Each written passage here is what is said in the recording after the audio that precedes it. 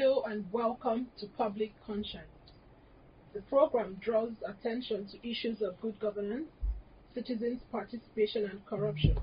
The program is brought by the Progressive Impact Organization for Community Development, PRIMORG, in partnership with the MacArthur Foundation.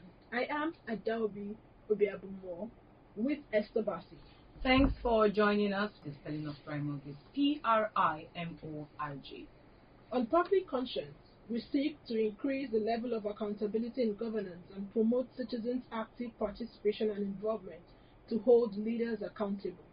We raise issues of national importance to increase your consciousness as a citizen. Well, today we are discussing a very important issue affecting millions of Nigerians out there: the plight of persons with disabilities in Nigeria despite the existence of the Discrimination Against Persons with Disability Prohibition Act. We shall be probing how these people who deserve to be taken care of are faring and how the disability law signed in 2019 has helped their situation. According to the National Commission for Persons with Disability, NCPWD, there are over 35 million persons currently with disabilities in Nigeria. Many of them have human rights abuses, including stigma, discrimination, violence, and lack of access to health care, schools, banks, and other public areas, leading to limited access to education and jobs. For example, a recent investigation done by the Premium Times uncovered how blind students of the University of Nigeria Nsukka, University of Benin, and Nnamdi Azikiwe University Awka suffer various degrees of discrimination and non-inclusivity. Sadly, this is about 6 years after disability legislation took effect in Nigeria. However, the report indicates that millions of persons living with disabilities remain victims of neglect, abuse, and stigma. Many public buildings and structures are still not modified to make them accessible and usable for persons or people with disabilities. PWDs don't get employed in public offices as stipulated by the law. Only 19 states out of the 36, including the Federal Capital Territory, have adopted the disability law. For today's program, we renew the demand for better treatment of persons with disabilities and compliance with the disability law. For the government, what is being done to make life better for persons with disability? How accessible are pedestrian crossings and public facilities for persons with disability? It's been more than 5 years since that act came into law. What has been the reaction of government in ensuring that our facilities, especially public buildings, have ramps and wheelchair for users? But for you as a citizen, you interact with PWDs now and then. I'm sure on a daily basis you get to interact with one person. How far have you treated the person? How much do you assist persons with disabilities when you encounter them? And how best can the government ensure compliance of the existing disability legislation? Be ready to join us through phone and text messages during this conversation. The WhatsApp phone line to send your message is 0902-265-6167. That is 0902-265-6167. Please indicate your name and your location when sending your message. Please begin to send your messages as soon as possible to 0902-265-6167. That is 0902-265-6167. We will give out the numbers for calls shortly. If you just joined us, right on time, today's program focuses on the plight of persons with disabilities in Nigeria despite the existence of disability laws. This is just a recent investigation, or this is just as recent investigations by the Premium Times uncovers how blind students of the University of Nigeria and Nsukka, University of Benin, and Nnamdi Azikiwe University suffer various degrees of discrimination and non-inclusivity. We shall be examining the challenges of implementing the existing disability law in Nigeria. But for more on the plight of persons with disability in Nigeria and the way forward, we will be joined by the founder and CEO of TAF Africa, formerly known as Albino Foundation, Jack Epele. He will join us via the phone, but in the studio, We have Barrister Mary Victor Magaji, who is the Executive Director of the MacArthur Foundation. She also doubles as the Global Secretary of the Network of Women with Disabilities. You're welcome, Mary. Thank you for having me. It's always a pleasure being here. And it's a good place to say Happy New Year. Happy New Year. Okay, while we wait for the call, let's quickly have you react to the report and also some of the challenges you have faced as a person with disability. Okay, as a person with disability, I mean, discrimination, stigma are, things that they're more like continuous problems that persons with disabilities face, although on varying degrees. I say that because there's a lot of sensitization going on, there's a lot of advocacy going on, and so more people are getting aware of their rights. And a lot of people are now beginning to know that there's such a thing as disability rights.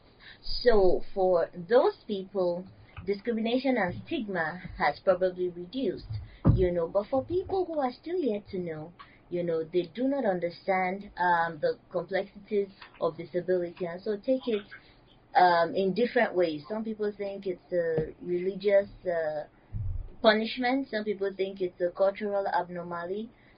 Some people, different kind of stereotypes and perceptions, but work is ongoing by different organizations in the disability community to ensure that sensitization continues. All right, just hold on there. We have Jake Epele, who is the founder of TAP Africa, formerly the Albino Foundation. You're welcome, sir. One of the first journalists that got other people say all kinds of things. But thank you. Good morning, Nigerians. Let's have on this beautiful day and on this beautiful station. Okay, let's have you react to the challenges that persons with disability face, despite the fact that there is an existing law. What would be your assessment also of the situation? I like to respond and not react. The situation is certainly not what it used to be, but could have been better. The situation is that we do have a law, but we're struggling with the challenges of implementation. The situation is that we have over 35 million people who requires intervention, and they are not getting a holistic intervention. I think that will be my assessment of the situation in our hands. So what do you think has been the implementation of the law, and has it really impacted the PWD community? And the law is in place. The struggle is with implementation. Has it really impacted the community of persons with disabilities? Not really. Because law in itself cannot produce the dividends, the benefits, but implementation is one of those. So the struggle is with implementation, underfunding, and at some level, lack of political will. That's the summary of the situation in our hands. But it could be better and can be better. So one more. Okay, so I wanted to ask what more can be done, since you've said that, we have challenges of underfunding and lack of people's will to actually get the law to take effect. There's a lot more that can be done. Like I said, the political will, policies and legislation, project design inclusive of persons with disability,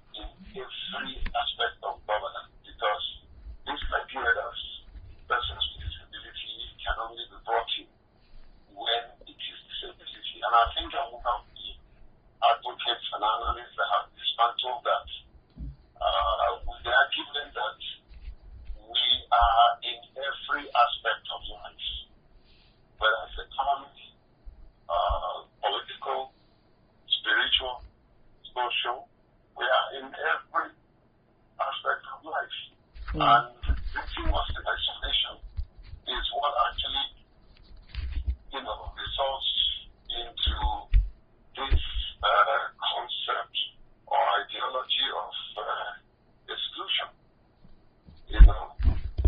Inclusion is holistic, should be holistic, and must be a holistic approach to life. Whether it is in relational matter, spiritual matter, economic matter. And that's why I don't like being referred as PWD or PWD expert. I'm not. I am. That does not mean I don't respect the principle of focus. But I like to weigh in on everything because we should be there. Okay, it's good that you have highlighted that. So for those listening, everybody would have to begin to readjust or learn and relearn what they didn't know before about some of these things, talking about a holistic approach to inclusivity. But when the law came effect in 2019, there was a 5-year transition period for public buildings and structures to become accessible and usable. We know that when you get to some of the public facilities, it has not nothing has really changed.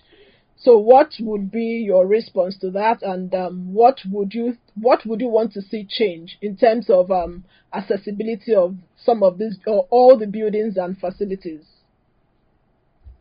Very brilliant question.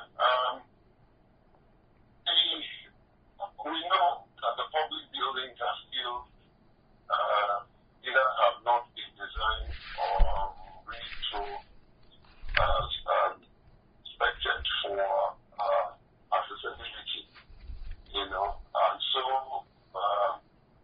the call for public buildings to be redesigned or adjusted to accommodate accessible pathways for mobility. It's an understatement to say that it's not there, because that's the truth. However, it's also very pertinent to underpin the fact that something can be done if we are willing and desirous that should take place. So that's what led organization like mine to go to the Nigerian Institute. I'm very pleased with my sister, who is the president of who is doing a very wonderful job. And I'm very happy that the woman is leading that great institute, and she is proving every man, including myself, wrong, and the woman can do better if given the opportunity. So we do have an MOU, and we have gotten their endorsement and assurance that we will never approve any building designed by any member that is not inclusive. It's almost like a law that is not in the legal document of federation that no architect must design any building or any pathways or byways that is not a use. The institute will not put the stamp of authority. We're also holding government establishment and building accountable to compel them to ensure that the buildings are accessible. These are some of the steps that we are taking. Oh, wow. The head of services are darling public servant, who is really talking about my sister, working Jack, was doing everything to ensure. It's good to see, if you can hear me, it's good to know that you are putting a lot of effort to see that, context of the law is being, we are seeing the implementation, you're pushing for it. But let's talk about the commission, the Persons with Disability Commission, the National Commission for Persons with Disabilities that was established. I want to know your take on it, and how much are they, the relationship between the commission and the PWD, communities. What are the constraints of the commission, and how best can it better serve persons with disabilities? Well, this is a multifaceted question. I hope I remember Yeah. Okay, the first, what's your take on the establishment of the commission? Fantastic. Yes, they didn't establish this commission to do us a favor. They established the commission to obey the law. The law provides that they establish the commission. So, the Buhari who established the commission is not doing us a favor. Yes, as the then president, he would have decided he wasn't going to do it. But one day somebody will stand up and hold them accountable. So, the establishment of the commission is not a tokenism. It's not a handout. It's in obedience and in compliance with law. And we are grateful for the government that established it and the one that is doing something to make sure that the commission will be. So are they living up to their responsibilities? I think they are. The greatest problem is that it is grossly underfunded. It is grossly underfunded. And the system, the way it works, and I speak boldly all the time of responsibility.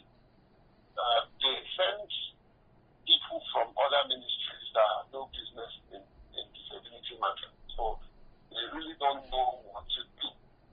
So the commission is struggling with capacity.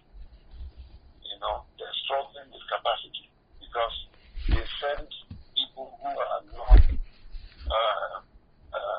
disability experts to work in a disability establishment. So you see, definitely they lack the capacity to implement sometimes. Okay. I think the current executive is doing his best. But how best can you do when you don't have the money? All right. As we begin to wrap up because of time, what would be your advice to the government? I need more time. I need more time by yourself because I'm holding on to going to the board. Okay, so yes, in 1 minute. My advice to the government is every responsible government will do that for its citizens. Every responsible government will do what they need to make sure that the most marginalized are not I think I will end it on this philosophical note.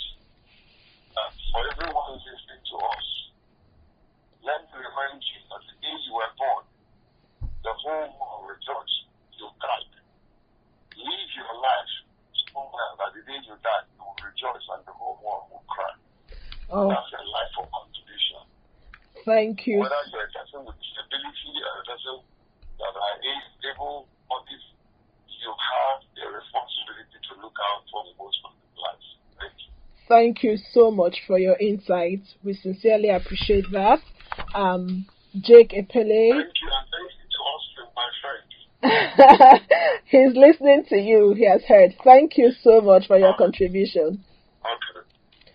That was the voice of Jake Epele, who is the CEO and founder of TAP Africa, formerly known as Albino Foundation. He has highlighted a whole lot, talking about the challenges that persons with disability face, the fact that we also need a holistic approach of inclusivity, and for you to know that you are not doing persons with disability a favor, especially for the government that established the commission and also the act. If you are for the fact that you are a human being, you should treat everybody equally. So it's not as if you're doing some marginalized persons any favor by getting the law. You have to be intentional because they are also part of the community. They are part of the society. We still have in the studio Barrister Mary Magaji, who is the Executive Director of the Mavic Impact Foundation. You're welcome again. Thank you again. So you heard what Jake Epele said. Absolutely. Do you concur 100%? I agree with him 100%. Okay. From the report that we read, talking about University of Nigeria, Nsukka, University of Benin, and Nnamdi Azikiwe University, the report highlighted the challenges that persons with disabilities face, especially for one of them who said that everything is just traumatizing. Another one said it is so humiliating. And there are a person who is blind You know that this person is blind, but unfortunately, some of the students refused to assist. Is it that we need more sensitization, or we are just not aware of what the challenges are? Well, assisting person with disabilities is not a function of sensitization per se. That's a sense of humanity that is lost, you know. You don't need to be aware that someone has rights for you to be able to offer assistance if assistance is what's the focus here. If you find it's just a matter of, like I said, sense of humanity.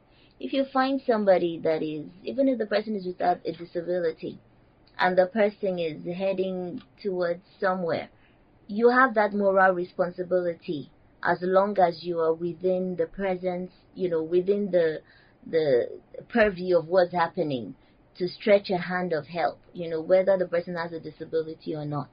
But then coming to accessibility and inclusion in educational spaces in Nigeria, now that is a matter of right, and that's why I'm not very I advocate, of course, for inclusive buildings, public buildings and all that must be accessible to persons with disabilities. However, I think that the real problem is in the system. Yeah. So when you have your buildings accessible and the system itself is not accessible, the person on the wheelchair or the person who is blind might be able to access the building, but then is also restricted by the system. And this is what I mean by the system. An example is something like what you have just given.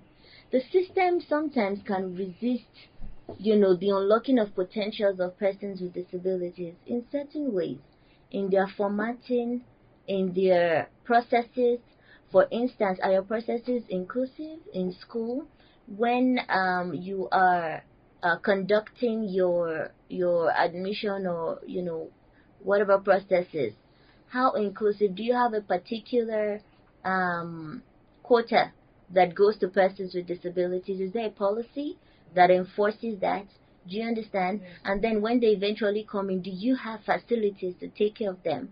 Or you're just bringing them as a matter of tokenism? Tokenism means that you're bringing them to justify all righteousness, like we like to say, so that you can say, the school has persons with disabilities as part of the community. But are you actually providing for their needs?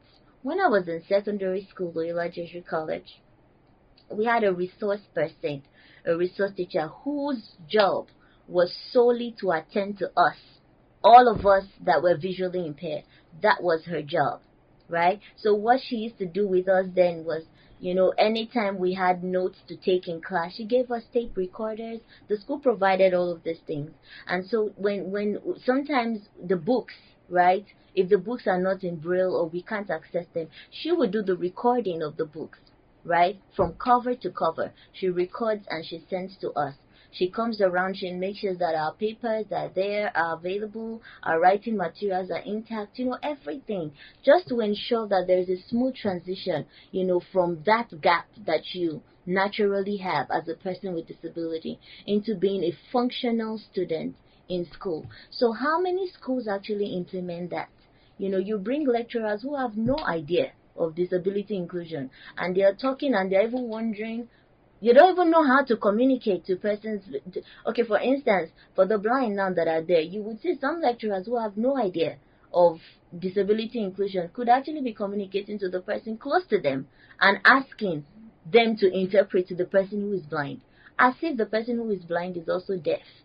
Do you understand? So a lot of times there are these classifications of, people thinking that persons with disabilities are a homogeneous group. You have to attend to the peculiar needs, not a general, perception or stereotyping. For instance, a person who is blind can't hear. So why do you have to be asking somebody beside them to tell them something as if they're not hearing you already? That's happened to me before at the airport, when, these people that help you up to the plane was trying to give my aide an instruction for me, and she was telling the aide to tell me this. And then when I wanted to, of course I could hear her. So when I wanted to respond, I turned to my aide and I told her, tell her this. And she was wondering, I can hear you. I said, but I can hear you too. Why didn't you talk to me directly? You understand? So these are the limitations. Well, sensitization is a good place to start, but then most importantly, we need to reawaken our sense of humanity, because persons with disabilities are first persons. And like you said earlier, for the fact that they are persons, it means that they have inalienable rights, according to the UN Charter, according to the African Charter, and now according to the Disability Act. You cannot treat them like subhumans, because we are not subhumans. According to the 1999 Constitution also. According to exactly. We all have rights. We all have rights. So the rights have to be recognized. And that is why we advocate that the right terminology really should be persons with disabilities. Because what that does, it brings the person first and then the disability next. But then when you say stuff like disabled persons or all of that, you are automatically focusing first on the disability before the person. But we want people to know that we are first persons, and so we have rights that you cannot take away from us. Something like dignity, something like life, and then something like education and the rest of it. In fact, we all have rights, and especially persons with disability, they also have rights that you cannot take away from them. It's a good place to bring in the person listening at the other end of the dial. Please follow us on our social media platforms as official PRIMORG. PRIMORG is spelled PRIMORG. Remember that we are streaming live on Facebook at official PRIMORG. And remember that the program is interactive. The WhatsApp phone to send your message to is 0902-265-6167. 0902-265-6167. We would like you to contribute to the conversation. Do you know that besides what the government should do, you as a person, you can help in making the lives of persons with disability easier and better? How much do you assist persons with disabilities when you encounter them? Like she said, my guest said, they are first persons before their disabilities. Did you know that before? It's an opportunity for you to contribute. Share if you have any experience, or you feel you need to contribute, and also intimate us of some of the things that you think other persons listening to you should also know. We're looking at a very interesting topic today. Persons with disability in your immediate community. How do you interact with them? Do you as much as assist them when the need arises, or you wait for them to maybe fall into the gutter or get themselves injured before you render assistance? We have our first call. My guest talked about humanity. Hello? Hello, good morning. Good morning. Your name and where you're calling us from? My name is Becky. Okay, let's hear you. How would you contribute to the conversation? Are you a person with disability? Personally, I am part of disability people. I'm a visually impaired person. Okay. And then we are not getting anything from government at all. We were told that there's a commissioner there's commission for disability in the cities. I don't see their work. We are just there, and it is not easy. Look at people that have a disability, so to have access to cars, to have access to enter to have access to anything, not to talk of we that have vision challenge. It is so, in fact, we don't know what to say. We want government to come into our intervention. Even people, the private organization, it's not easy. I remember when I'm going to town on Saturday, it is not easy to get the motor. When I get the car again, they will not even consider you as a visual impaired person. They will collect that 700 naira for my access to town. It's not good. Please help us to tell government. Okay, what exactly do you want the government to do for you? We need material forms so that we can get something doing. You understand? So we that have disability like vision, like this thing, we don't have capital to do business. We are intelligent people among us, very, very intelligent people. But there is no money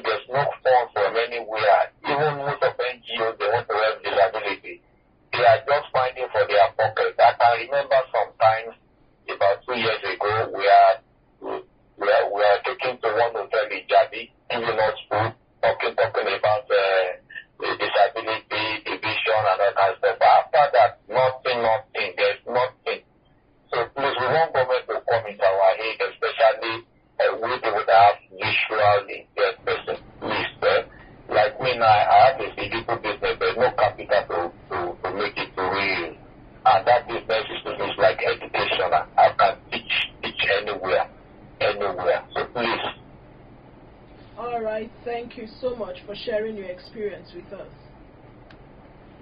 It's sad that, like Mary said, that humanity in us. You see someone who is visually impaired and you don't make an extra effort to assist such a person. Like the caller said, the cab drivers would still insist on taking exactly what... Can I come in here? Please go ahead. This is where the Act provides for accessible transportation. If that has been implemented, there should be a system where there are buses that are specific for persons with disabilities. If we have such an arrangement and they are put at different stations, particular stations, like you see in developed countries, persons with disabilities who, for instance, are coming from Cairo, they know that at Cairo Junction or Cairo bus stop, there's a bus waiting only for them. So if you are not a person with disability, you cannot use that bus. Do you think this guy is going to be facing that kind of challenge? Talking about empowerment, I always say, is gold for persons with disabilities. Why? Because the most important need of a person with disability is independence. It's a gold mine. And so how do they gain independence? It's when they're financially empowered. So when you exclude them from employment opportunities or entrepreneurial opportunities, how are they going to be empowered? Unfortunately, we live in a society where people prefer to help you by giving you the fish rather than helping you to learn how to fish. So that's where my brother has found himself. So yeah, it's a good place to call on the government to provide inclusive and accessible transportation and empower more persons with disabilities so they can live normal lives like their counterparts. And if you're watching us on Facebook at Official PRIMORG, we encourage you to drop a few lines and we will take your messages. We have a call. Hello? Could you turn down the volume of your radio set, please? Good morning. Good morning. Your name and where you're calling us from? My name is Mr. Joshua Paul. I'm calling from Keriki, one village in Asakoro village. Okay, Mr. Joshua, are you a person with disabilities? Yes, I'm having I'm a person with disability. I'm having a right leg challenge. Actually, I've walked somewhere before, but I've come to understand is that even when you walk, there are some people that are also against you. They'll try to see how they can pull you out of the organization. But I believe that there's percentage for, I think 5% for every disability in any organization to be employed. As at last year, I was pulled out from my own organization. What happened? Nobody knows. I cannot tell. Nobody can tell me. There's no query. They just came up and said that the company is downsizing, and if it's somebody like me, physically challenged, they will see to tell me to go. So I'm at home, but I keep thinking, what kind of a country we find ourselves? But did you try to speak with the HR personnel in the organization to find out the reason? At times, they are even involved in all those things. Just that, personally, I believe in if it is not promise, not promise, because that is why I just have to let it go. This is the place I worked for so many years. For no reason, you just came up and said, just go. It's funny. And not only that, I tried to enter government. I have done so many things. Every time we went for an interview, they say we that have a safety, I'm not qualified for the job, then I still have to go again and have my DSC in computer science upon that new job to the government. And even where I am, they came from nowhere and say, go. Nobody, nothing. So in Nigeria, we have come to conclusion that it's just God that can help us. I've been to our commission. There are security there that will not even allow you to enter the commission. I asked, is it not for us? I don't know what happened there. We are not even allowed to enter the commission. You see? So with all this, and with what my sister is doing over there, it might be easy. Like me, I have 4 kids. I have wife. It's not easy for me. I'm sitting at home now. It's my wife that is feeding me. How do you think I'm feeling about the government? So I appreciate what the program people are doing, but still, the government have a lot to do because it's not going well with us because they are not in our shoe. Thank you very much. That is what I like to say. Thank you so much for sharing with us. We have on the That's another sad story.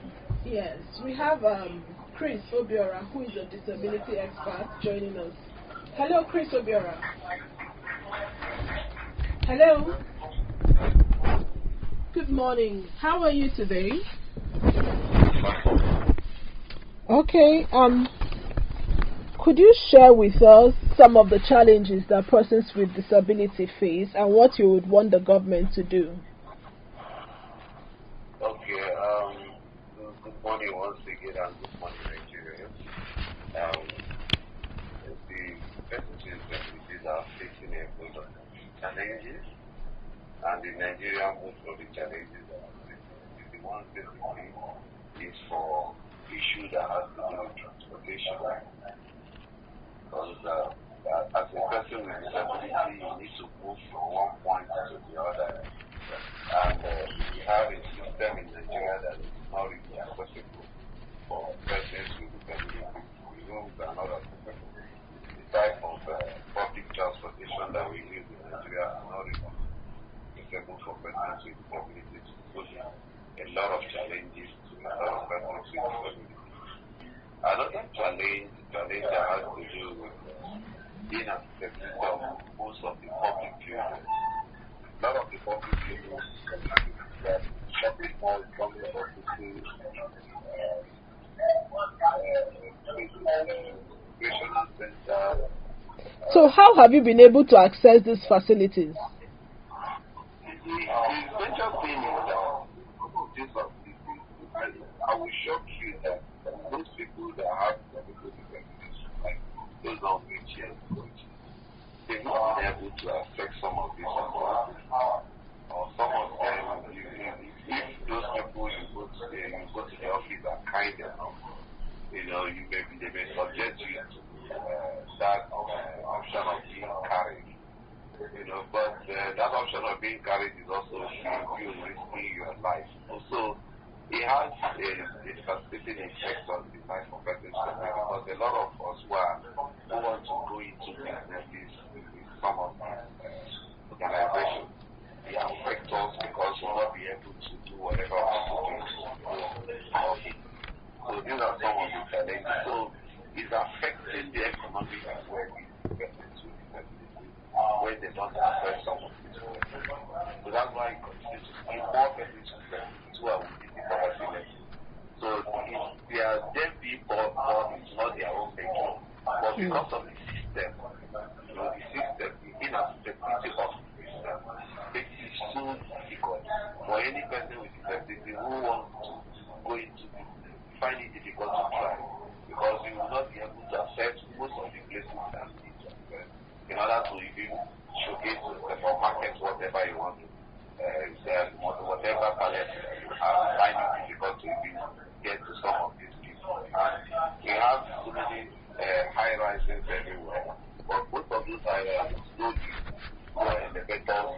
Some of them they are so ramp, they are so it makes it practically impossible for a person who wants to go into business to actually carry out that business without it. So these are some of the big challenges that we have. But so I would surely tell you that it has become so impossible for us to address. But do you think there's anything that the Disability Commission can do to assist in any way?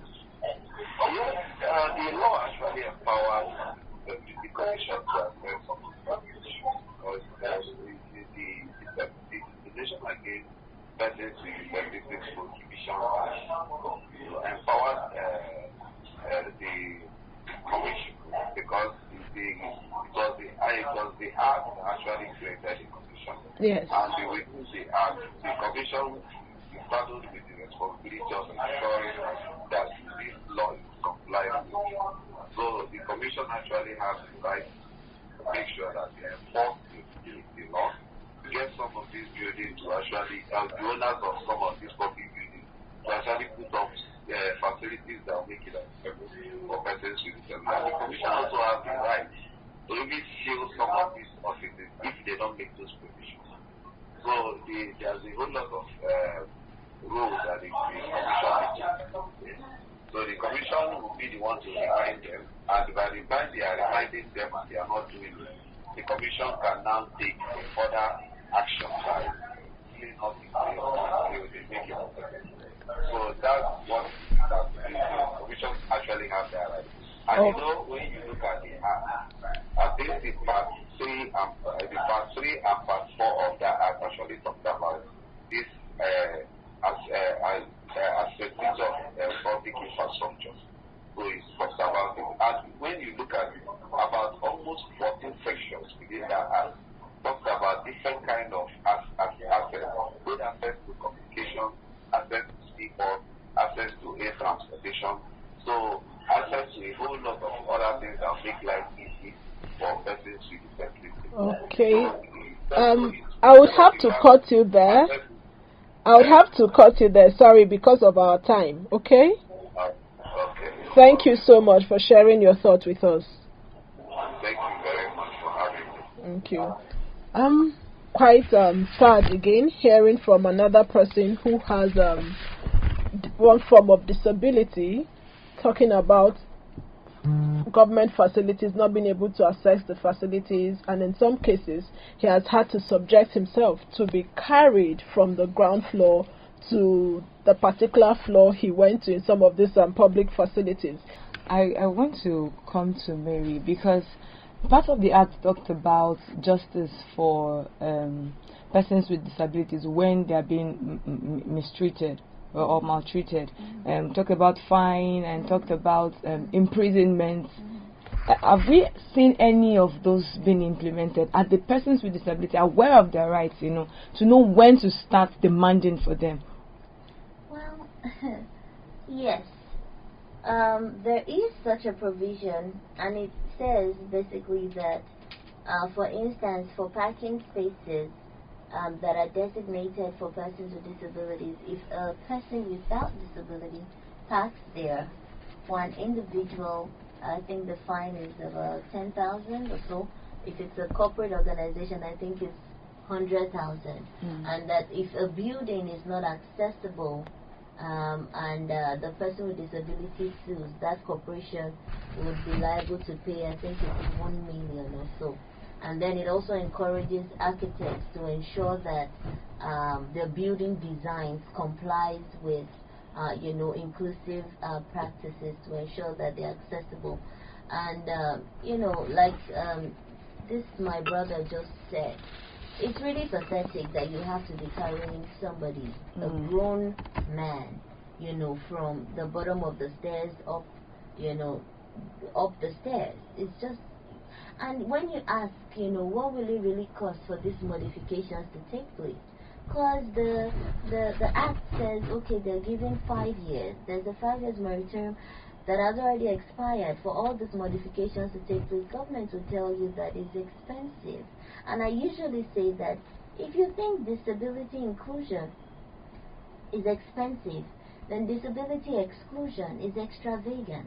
Because what do you say when you exclude persons with disabilities from, programs, from events, from interventions, from just accessing basic things like education, employment, entrepreneurship, healthcare, all these basic things?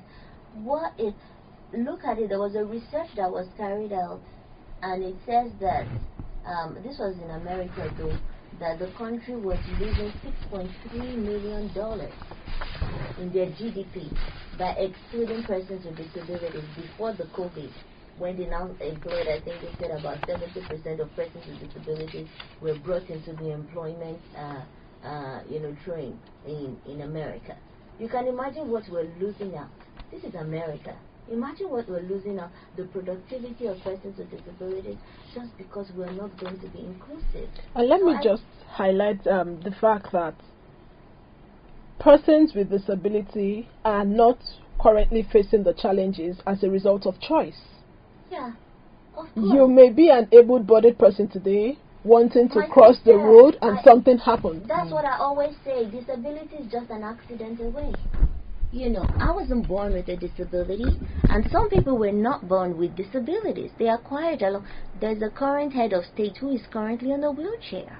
So anybody It could can become a happen person to with disability exactly. tomorrow. So this is why we need to take disability inclusion very seriously, from the government level, cascading down to private sector, you know, and then even in individual. Because at the end of the day, you're creating a space for even yourself, because you don't know what will happen. Yesterday I was in the United Nations house, and the person who was speaking said he takes disability inclusion very seriously because he wants to live long, and he doesn't know what his health status will be if he lives as long as he wants to live.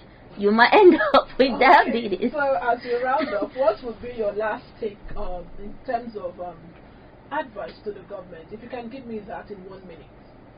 To the government, I would say we have the law. We are grateful for the law.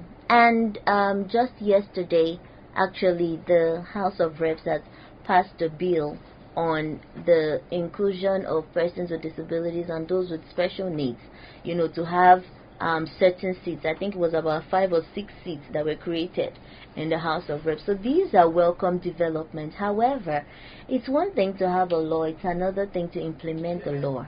So we want for the government to begin to enforce these laws that have been that has been created or enacted. When the law is not enforced, it's like having a toothless dog, right? So we need people to understand, and whatever it takes, the government is capable. You know, all we need is that political will.